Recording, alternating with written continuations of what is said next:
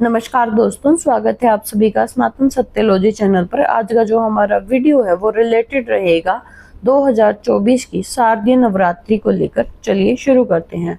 शारदीय नवरात्रि में भक्त 9 दिन देवी दुर्गा की पूजा और आराधना करते हैं। शारदीय नवरात्रि के हर दिन माता के अलग अलग रूपों की पूजा की जाती है।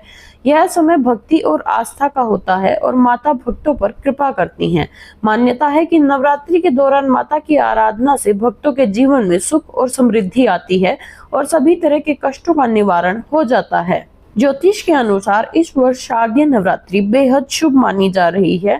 शारदीय नवरात्रि अश्विन माह में शुक्ल पक्ष की प्रतिपदा तिथि से शुरू होती है। इस साल अश्विन माह के शुक्ल पक्ष की प्रतिपदा तिथि का प्रारंभ 2 अक्टूबर को देर रात 12:18 से होगा, जो कि 4 अक्टूबर को सुबह 2:58 तक रहेगी। इस साल शारदीय नवरात्रि का प्रारंभ 3 अक्टूबर के दिन गुरुवार से होगा और 11 अक्टूबर को नवमी मनाई जाएगी। इसके साथ ही 12 अक्टूबर को विजयदशमी यानी कि दशहरे का उत्सव मनाया जाएगा।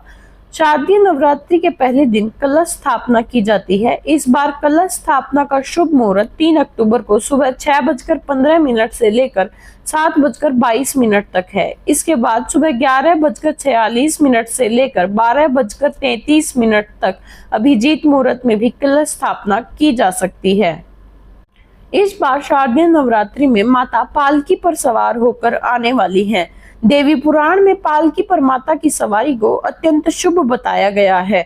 नवरात्रि के गुरुवार और शुक्रवार के दिन शुरू होने पर माता की सवारी पालकी होती है। शारदीय नवरात्रि में 9 दिनों तक माता के अलग अलग रूपों की पूरी भक्ति और आस्था से पूजा अर्चना की जाती है।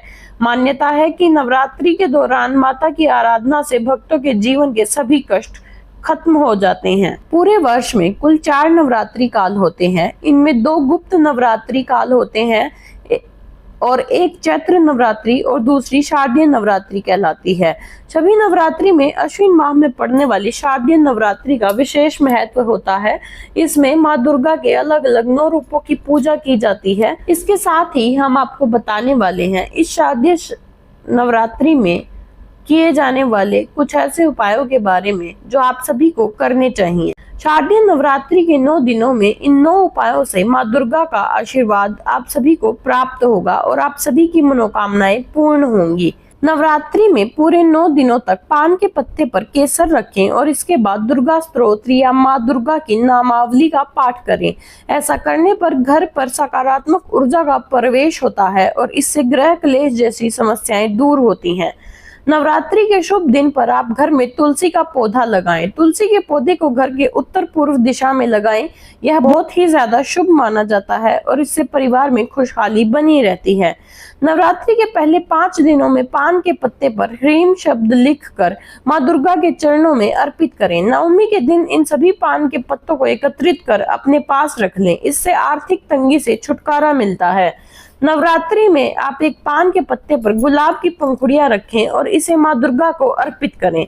इस उपाय को करने से धन का आगमन बढ़ता है और धन संबंधी परेशानियां व्यक्ति की दूर हो जाती हैं। नवरात्रि में प्रतिदिन पान के पत्ते में लौंग और इलायची रखकर उसका बीड़ा बनाएं और इसे माँ दुर्गा को अर्पित करें। इससे कर्ज से जल्द मुक्ति मिल जाती है।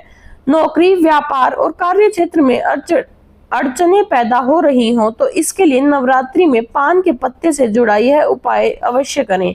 नवरात्रि में आप पान की पत्तियों के दोनों तरफ सरसों का तेल लगाकर माँ दुर्गा को चढ़ा दें। इसके बाद इस पत्ते को अपने सिरहाने रखकर सोएं। नवरात्रि के दिनों में आप कोई भी चांदी का सामान खरीदें। चांदी को हिंदू धर्म में शुभ माना जाता है।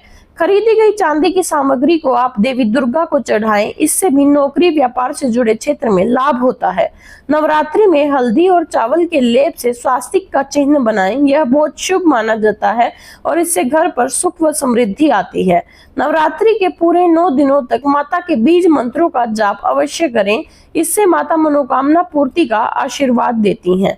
उम्मीद है आपको हमारी यह जानकारी पसंद आई होगी। कृपया हमारे चैनल को लाइक व सब्सक्राइब करना न भूलें। हर हर महादेव।